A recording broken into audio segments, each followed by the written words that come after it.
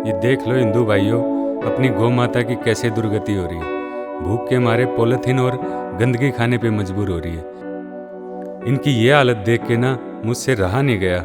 सोचा क्यों ना इन माँओं के सभी बेटों को भी दिखा दूं जो कहते हैं गाय हमारी माँ है।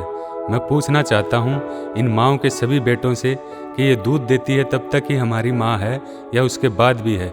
ये हाल तो बता रहा है कि ये रिश्ता सिर्फ ज़रूरत का है, एक माँ बेटे का तो नहीं हो सकता।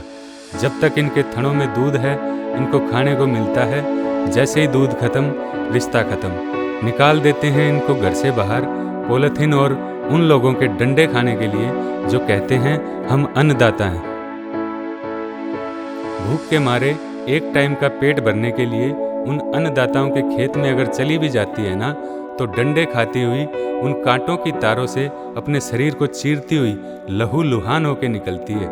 इसके बाद इनके जख्मों पे मरहम नहीं लगते, कीड़े लगते हैं।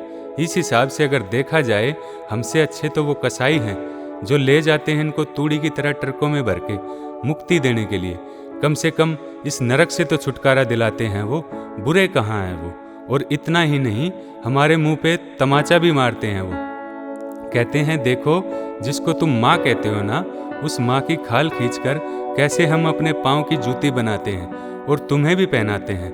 और इन माँओं के बेटे बड़े शौक से पहनते भी हैं। और इतना ही नहीं, कीचड़ तक नहीं लगने देते उस चमड़े को। ये सब देख के कितना खुश होती होगी ये माँ।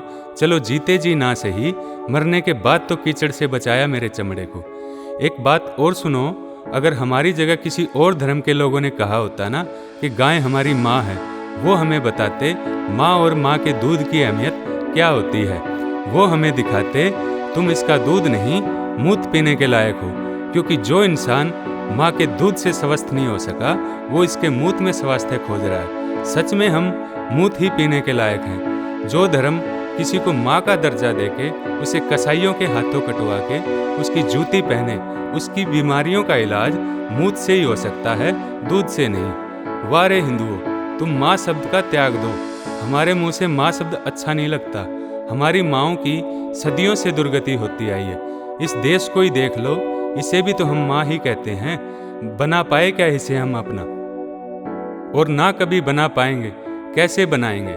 हम जातिवाद में जो बटे हुए हैं, उन्हें जब लेना होता है ना, तो वो अपने धर्म को जोड़ते हैं, जाति को नहीं। और हम अपने धर्म को तोड़ते हैं जाति को ऊंचा करने के लिए। वो 10 होकर भी जज्बा लिए बैठे हैं हमारी छाती पर घर बनाने का, और हम 100 होकर भी एक चिड़िया नहीं बचा पाए जो सोने की थी। कैसे बचाएंगे? हम बटे जो हुए थे, आज भी वो जोड़ते आ रहे हैं, हम तोड़ते आ रहे हैं। इस जातिवाद की दीमक ने हमें खोखला जो कर दिया है। अभी भी वक्त है, एक बनो, मजबूत बनो। अभी भी अगर एक नहीं बन पाए ना, तो ये गाय हमारी राष्ट्रीय माँ बने ना बने पता नहीं, इस देश के बाप जरूर बन जाएंगे वो।